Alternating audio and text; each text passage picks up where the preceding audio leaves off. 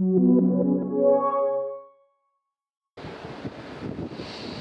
guys, it's Anthony here from Breathe Fitness.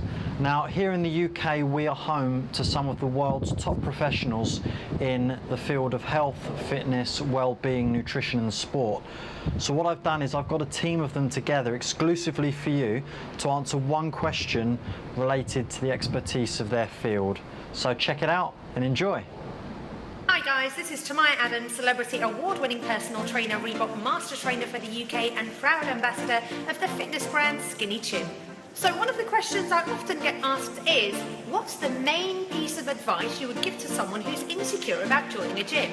Let's break it down. There are lots of things to consider, but first things first, don't rush the process. Joining a gym can be a daunting prospect, so take your time. You need to figure out what's important to you about the gym. Is it the location, the classes that they have to offer, the extra facilities, or the opening times? So once you've made a list of everything that you're after, you should have a select few gyms that fit the criteria. Next step, go and have a look around. Before you go and have a look around, make a list of all the questions that you want. When you're visiting the gyms, you should get a general feel of the atmosphere, the vibe, the music, location, classes, facilities, and the staff. All these things matter. Take notes. That's the first step. You're feeling more secure already. If you're still slightly undecided, the next thing to do is go and have a workout. Most gyms offer a day pass at a daily rate. Go and test out the facilities. Now you should be feeling more secure, more comfortable and confident about joining that gym. Buddy up, find a friend or work colleague, and you're on your way. Best of luck. Hi, I'm Toral, the owner and founder of the Urban Kitchen. Urban Kitchen is a healthy cooking resource. We teach you how to cook nutritious food, we share recipes with you, nutrition tips. I've got a master's in nutritional medicine, I went to medical school, and I'm also a trained chef with the Cordon Bleu. We have a question that we're going to answer for you. The question is, what advice would you give someone who doesn't like or enjoy cooking but wants to eat healthier? So I've got a few questions, a few ideas for you. The first thing is, why don't you like cooking? Is it because you don't like the food shopping?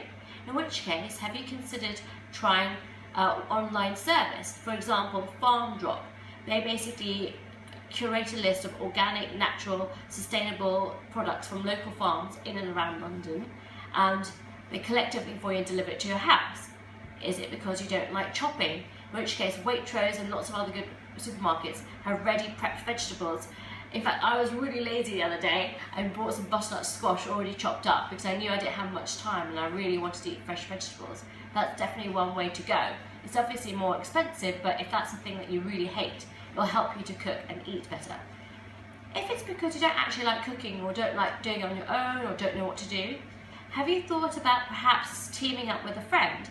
Maybe making Sunday afternoon a cooking and a preparation day. You can both get together at one of your houses, get all the ingredients that you need, and then cook up 3 or 4 different recipes so you've both got enough food for the rest of the week. You could both put 2 or 3 different recipes and try them out. If there's any questions that you have, you can both take turns looking up on YouTube, so one of you's looking it up, knows what to do, while the other one's actually doing it. If you don't like cooking at all, have you thought of it, is it the food that you don't like to prep? Is it because you have recipes that you like? Have you looked up on Instagram or looked at recipe books to find things that you actually like? And then ask around your friends and family, which recipes do they use all the time, that are tried and tested and they know work. Use those as a base. You don't have to be really fancy. In the winter, I would basically get a whole load of winter vegetables, so maybe things like butternut squash, aubergines, sweet potatoes, onions, anything really, and roast those up in the oven. Then you've got a whole tub full of roast vegetables which will last 4 or 5 days, really nutritious, and you can top it with anything then. Maybe a piece of chicken, a piece of fish if you're vegetarian, some grilled halloumi or tofu steaks. Super simple.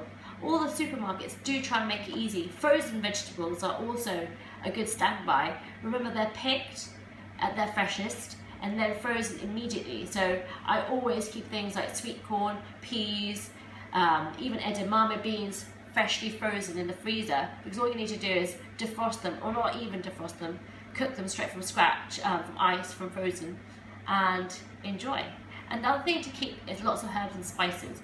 So just maybe take the time to go with someone to a good supermarket, or perhaps look online at a company called Sous Chef, where they've got lots of different herb and spice mixes, and buy a couple of those, and then all you have to do is scatter those herbs and spices on your chicken or fish and make your dish a little bit more interesting.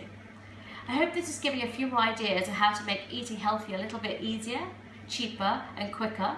Have a great day. Hi, my name's Ben Coomber and I am a nutritionist and lifestyle coach, and my job is to make you feel more awesome. Now, why aren't you, or why aren't people in general, achieving the goals they set out to achieve? Now, goals are a funny thing. You see, goals are usually something that people just kind of come up with. It's a desire, it's a fleeting momentary sensation, and that's more than it is. And the reason I say it like that is because a lot of people's goals are superficial, and this is where most people fail straight away. You know, a lot of people come to me and go, Ben, I want to lose fat. Ben, I want to be X stone. Ben, I want to, run a marathon. And quite often they've kind of seen it somewhere. They've seen an image on Instagram, or their friend has done something. And, with goals, we need to be passionate and motivated by them. It needs to conjure up an emotion. We need to feel it. We need to, be driven by it. It needs to have a connection to us in why we want to achieve it. Because otherwise, you won't achieve it. And it's a big reason why people aren't achieving their goal. I could sit here and go, I want to be leaner, but I'd be paying lip service to myself. I don't actually want to be leaner. I can't really be bothered to put in the effort. It doesn't really fit my lifestyle. I don't have a big need. I look pretty good as it is. But I have a goal to get in the gym and work hard because I play rugby, for example. Now, I have a connection emotionally to rugby because I get a lot out of playing sport. It has a lot of fulfillment for me. I enjoy the competitive aspect. So there's a big reason for me to get in the gym and work hard. Now, if someone just wants to lose weight, your desire to get into the gym, if you don't actually want to lose weight, or you don't have a real burning passion and desire to, then you won't do it. You won't do the work. And it quite often, as soon as you get your goals aligned and they actually mean something to you, you're passionate and fired up about them, you'll do the work necessary. You will make the commitment to eat the right food, sleep at the right time, drink the proper fluids, train and exercise in the way that you need to. So if you're sitting here thinking, yeah, I haven't really been achieving my goals, get critical. Are they actually your goals? Do you need to reassess them? Do you need to sit in a room, half an hour, just you, piece of paper, and get critical and write down actually what are your goals and what do you need to do to facilitate them? Go away and do that, and I bet you will have more success. Hi, my name's Anna Reich. I'm a personal trainer and I am also Simple Skincare's fitness expert here in the UK. I've been training for quite a long time, but I don't want to give any dates because, slightly neurotic about age. I have been asked to discuss the question why I should hire a personal trainer, or really why you should hire a personal trainer. So first of all, I think the important thing to tell you is that I became a personal trainer because I was really inspired by a personal trainer. I was given a block of personal training as a gift and it really changed my life. It increased obviously my physical strength, and the knock-on effect of that, the ripple effect, was that it made me feel stronger, it made me hold myself taller, and it just gave me a lot more confidence.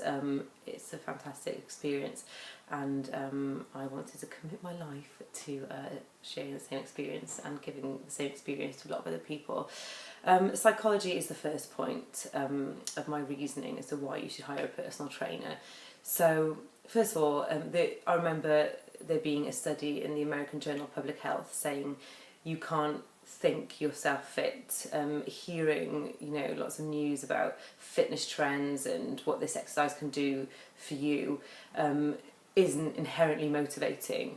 To achieve motivation, the thing that drives you on to keep doing something, you have to experience it for yourself. So personal training will do that for you. It will do that quickly and effectively for you. It will, really give you an idea of how far you can go.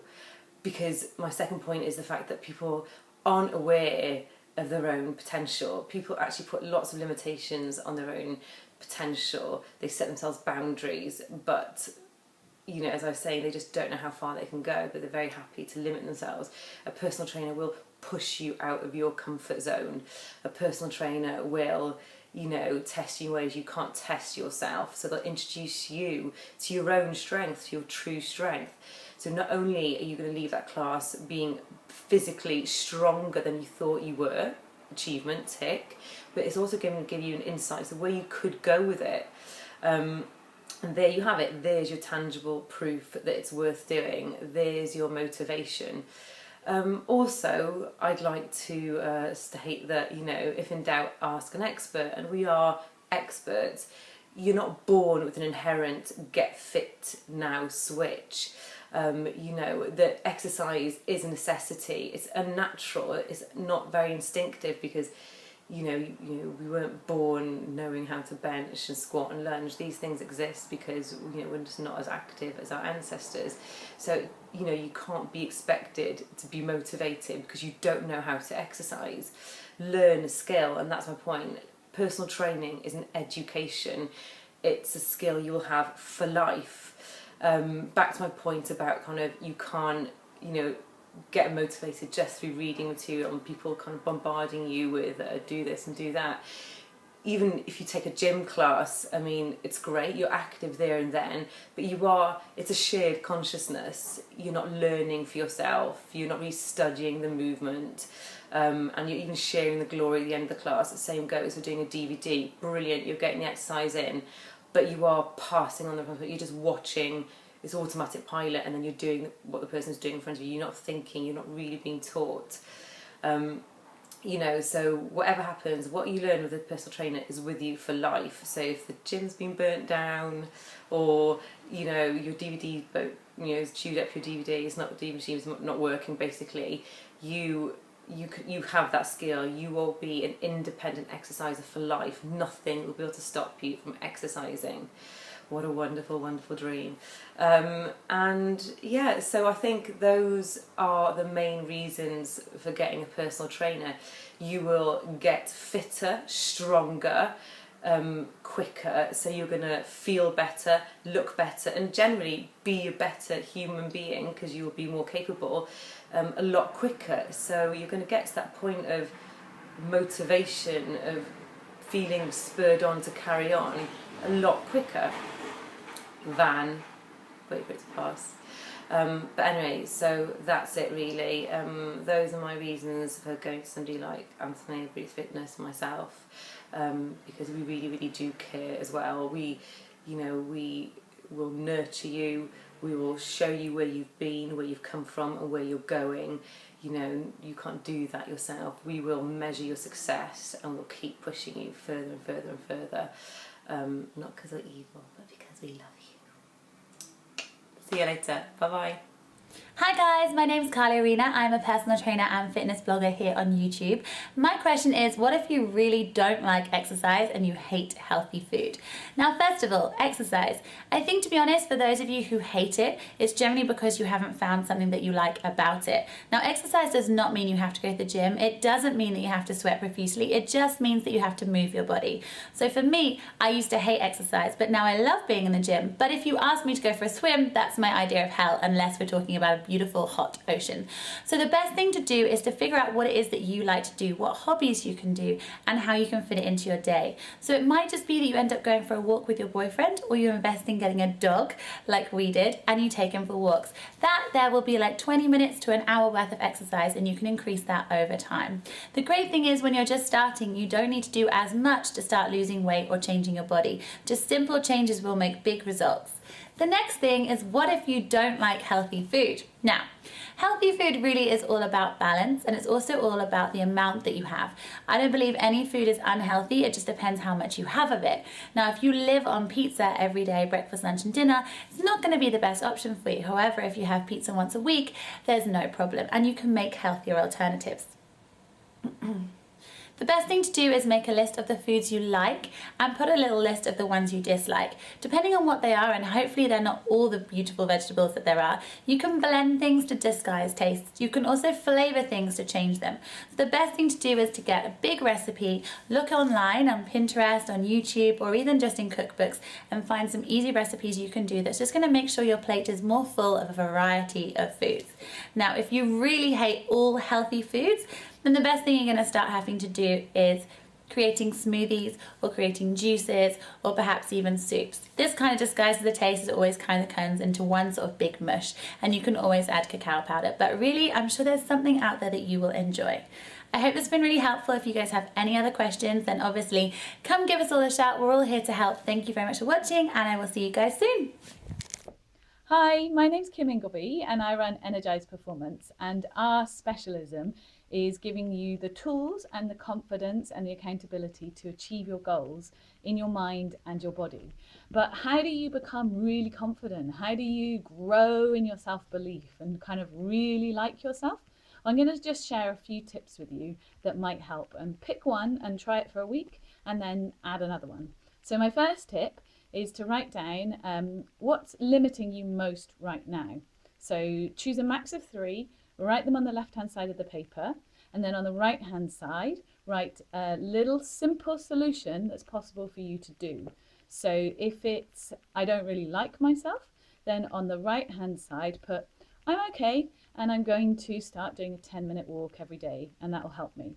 So just do a little reframe and see how you go with that, but make sure that you write it down, because that's what makes the biggest difference. Then what's that goal in your mind that you really would love to achieve in your mind and maybe your body, your life, your work, all sorts of different areas? Buy a pin board and in the middle stick yourself, and then like a really positive picture of yourself, and then around it cut out images and quotes and words that will kind of lead you towards looking at that board every week and having the inspiration and the sort of focus to keep moving towards what you want. Combined with that, if you have the time and you want to try it, write down 3 things every week that you did that you're really proud of, or that made you just feel good about yourself, happy in yourself. They can be tiny things, and 1 or 2 things that you think I'd like to do or think about those things differently. Okay, so that's like a work in progress. It takes 2, 3, 4 months, and just keep building on it. Note it in your diary and think every week I'm going to do this for 20 minutes. Number 3 is really look after yourself, your mind and your body. So body wise, are you moving enough? Are you kind of standing up nice and tall? Is your posture good? Are you doing a bit of training? And if not, could you make the time to do a little bit to look after your body? And then check in with your nutrition. How's that? Are you feeding your body things that will help you to feel good? And then finally, most importantly, I think, like, what's the language that's going on in your head? So is it positive language, or is it kind of self-sabotage? And if it's self-sabotage, don't worry, like, don't make that worse, but just notice that and start to kind of move away from being horrible and mean to yourself and start to be your own best friend. Start to be proud of yourself, and that doesn't need to be arrogant or anything. It's just in yourself, having a sense of self-respect and self-belief. So really, really grow that. Surround yourself with people who raise you up, who believe in you. This is sort of point 4, is find the people that are inspirations to you, and then find the friends that kind of believe in you and can help you to grow in self-confidence. And finally, see it as a bit of a journey. So not every day, myself included, like not every day you're going to feel great, and that's okay. It's like okay to not be okay, but celebrate the process. So be kind to yourself, and be kind to yourself when you need to be, but then kick yourself when you're being kind of unhelpful to yourself. And celebrate the little bits along the way towards the end goal. And finally, I suppose, just be brave, okay? To change your mindset, to start to believe in yourself, you have to let go of some of your old habits, and your old habits might be there just to keep you safe. So they're not helpful, but they keep you safe. So be brave and kind of get uncomfortable and start to commit to learning to like yourself and see what happens. And if you've got any questions, do just let me know. Tweet me at Ingleby. And I've got a TED talk. If you Google TEDx Bristol, you can find out a bit more about that as well. And I hope this has been helpful. Thank you. Bye. Hi, I'm Rebecca Symes and I'm a sport and performance psychologist. I'm chartered with the British Psychological Society and I'm a registered practitioner psychologist with the Health and Care Professions Council.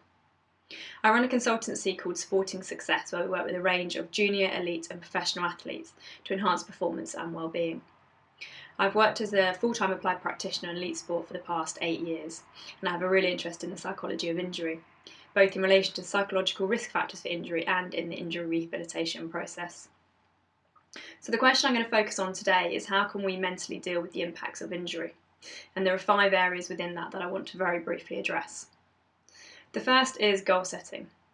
I always recommend people when they get injured to make sure they set themselves some really simple, clear and realistic goals that take account of the short, medium and the long term. Ideally it's best to write these in conjunction with a professional, whether that's a physio or a personal trainer, or strength and conditioning coach or even a psychologist. I also recommend that people write these goals down because it then gives them a reference point and something they can come back to and monitor as they progress along the way. It can also help people to feel a sense of control and to build confidence. However, do be aware that you may need to update and adjust these goals as you go through the process of your rehab.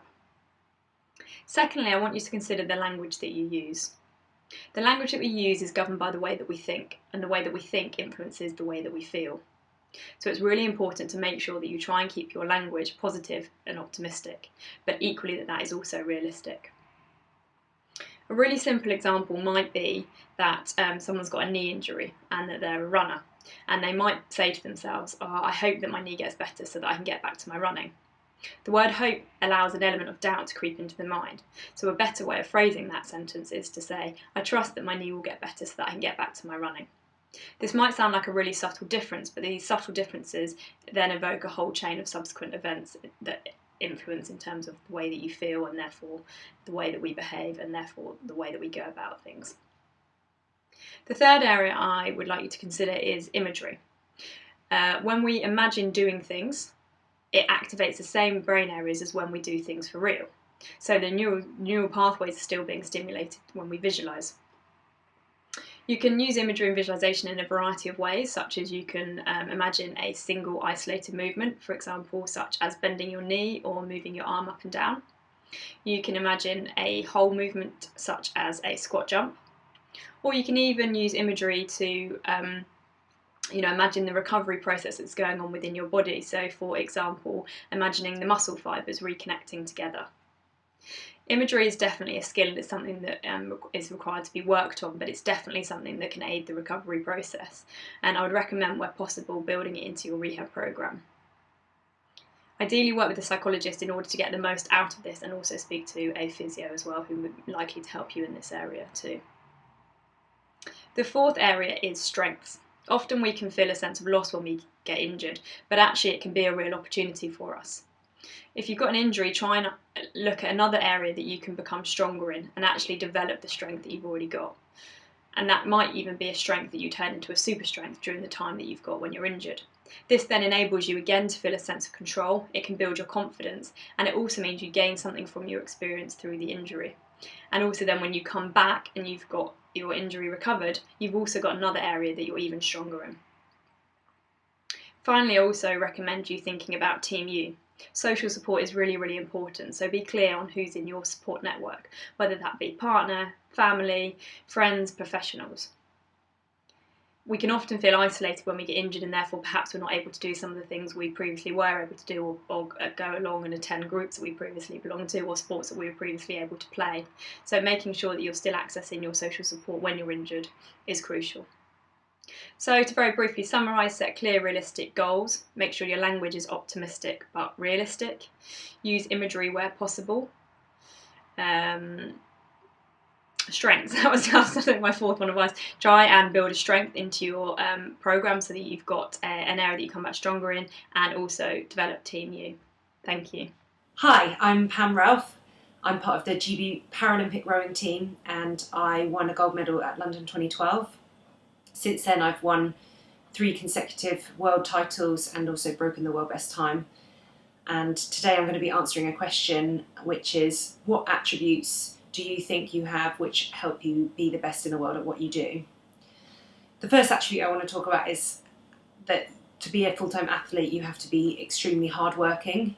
You have to be willing to work yourself to the point of exhaustion and number of training sessions every single day, and you need to make sure that you're on your top of your game all the time, because the people you're competing against every day are there to either try and take your seat and take your position representing Great Britain, and you also have the people you're going to be competing at the World Championships, and you know every single day they're going to be training really, really hard, so you need to make sure that you're doing even more than they are to be at the top of your game and to be the best in the world.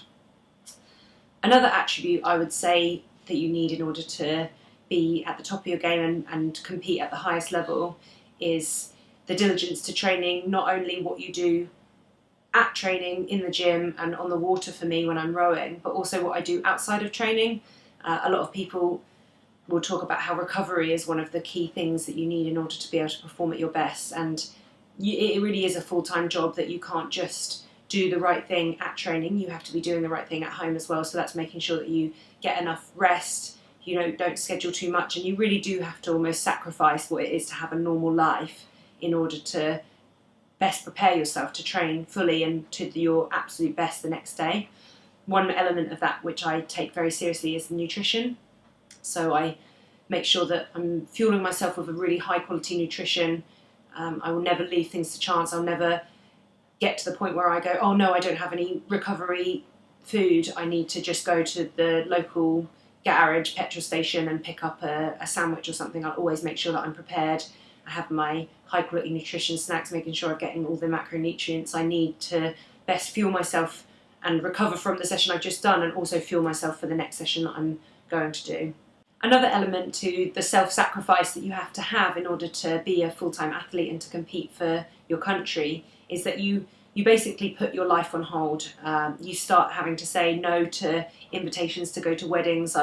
My own sister had to postpone her wedding in order to get it in the right time that I was in the country, and you often have to say no to things that you actually really want to go to, and you may end up missing out on quite a lot of things, and that's really difficult as an athlete, but at the same time you know that that's what it takes in order to compete at the highest level, and the real friends that you have are going to be there regardless through thick and thin, and they're the ones that are there willing you on, saying no, don't worry about the fact that you can't commit to this event because you're doing something incredible. And then eventually when you get to the point where you're going to retire as an athlete or hang up your oars as a rower, that's when you can start saying yes to things, and you can be and feel satisfied that you've not wasted any opportunity to really be the best you can be.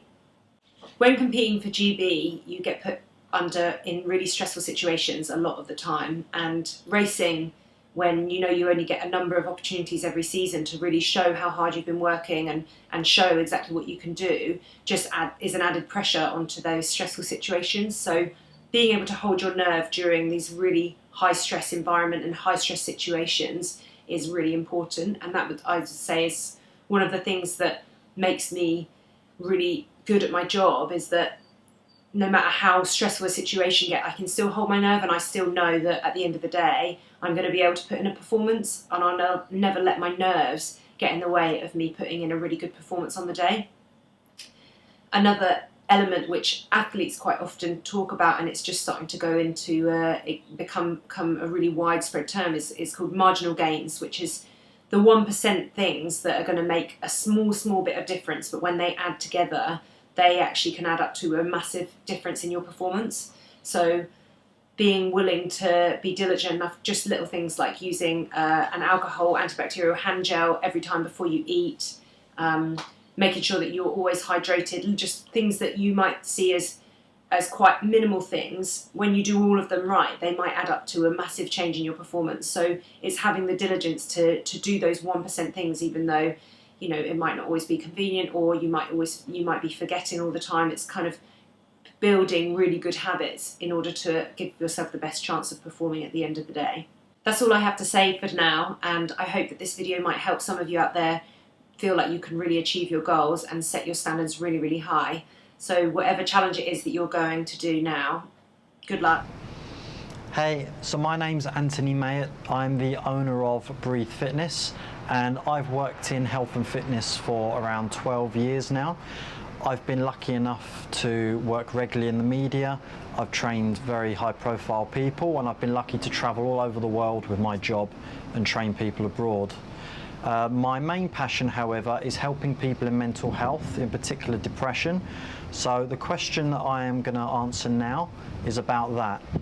So it's, what 3 pieces of advice would you give someone who thinks they are suffering with depression? Now, number 1 is acceptance. If you really do feel like it's something you're going through, don't feel ashamed, don't feel embarrassed. You actually will probably find that most people you know, or at least a selection of them, are probably going through it or have done at some point in their life. So don't feel ashamed and accept that it is something you're going through. It is an illness after all. Number 2 is to find a support group. So whether that's your family, whether that's a close friend or group of friends, or maybe you need to research and find a therapist, someone to talk to. It's not something you should keep to yourself and try and work through on your own. You need help and you need to be able to talk about it. So that would be number 2. And then finally, number 3 is get moving. Now, I know one of the last things that people want to do when they are depressed is to move, because they feel like they have no energy or they have no motivation to do anything. But you need to start small, and by doing that, you'll notice that your energy levels will go up, and it's also a sense of accomplishment. So even if it's just to go out and go for a walk for 10 minutes, maybe you don't want to do that, maybe you just want to stick on some music and dance around your living room, anything like that. You just got to get moving. Science has shown that this will help release endorphins into your brain and help you feel good. So by moving around, you'll notice just how good it will do for your mind and for your body. So I would just like to say thank you to all the experts who have helped to take part in making this video happen. Please, if you watched this and you liked it, please give it a big thumbs up, subscribe, and also please leave a comment below, whether it's to thank your favourite expert or even if it's to ask another question, and I'll try and do more of these sort of videos in future. But I hope you enjoyed, and I'll see you soon for another video.